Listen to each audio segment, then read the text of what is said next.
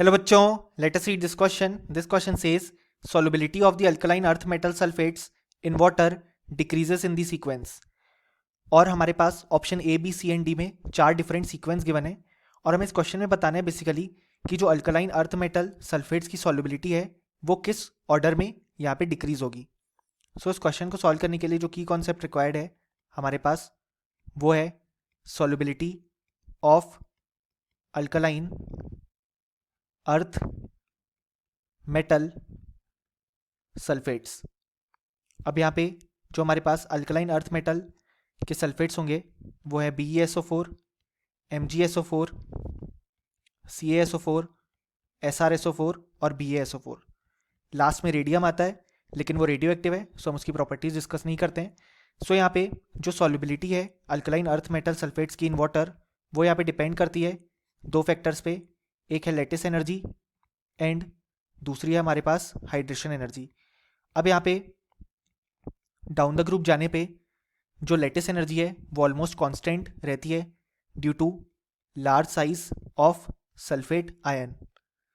यहाँ पे जो कंपैरिजन वाला फैक्टर आएगा वो आएगा ड्यू टू हाइड्रेशन एनर्जी.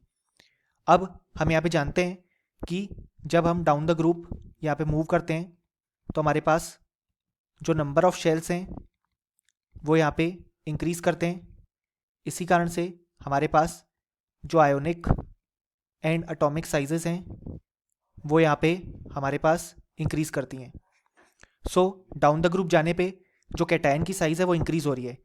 इसी कारण से जो हाइड्रेशन एनर्जी है वो यहाँ पे डाउन द ग्रुप जाने पे डिक्रीज होती है क्योंकि हम जानते हैं हाइड्रेशन एनर्जी डायरेक्टली प्रोपोर्शनल होती है चार्ज अपॉन साइज़ के रेशियो पे. अब चार्ज तो सबके लिए सेम है क्योंकि एक ही ग्रुप के एलिमेंट है. जब हम डाउन द ग्रुप जा रहे हैं तो साइज़ हमारे पास इंक्रीज हो रहा है. इसी कारण से हाइड्रेशन एनर्जी जो रिलीज होगी वो यहाँ पे डिक्रीज हो रही है. अब क्योंकि कम हाइड्रेशन एनर्जी यहाँ पे रिलीज होगी डाउन द ग्रुप जाने पे जो सॉल्युबिलिटी है वो यहाँ पे डिक्रीज होगी. जो सॉल्युबिलिटी का ऑर्डर आएगा वो आएगा maximum for beryllium, then magnesium, then calcium, then strontium and then barium. अगर हम यहाँ पे हमारे ऑप्शंस देखें तो जो करेक्ट ऑप्शन हो जाएगा हमारे पास वो हो जाएगा option D, Mg greater than Ca greater than Sr greater than Ba. और option A B and C incorrect हो जाएंगे क्योंकि हमारे फाइनल रिजल्ट से मैच नहीं करते. फाइनली हमें बोल सकते हैं कि इस क्वेश्चन के लिए हमारे पास जो करेक्ट आंसर आया वो आया option D. Hope you understood it well. Best of luck.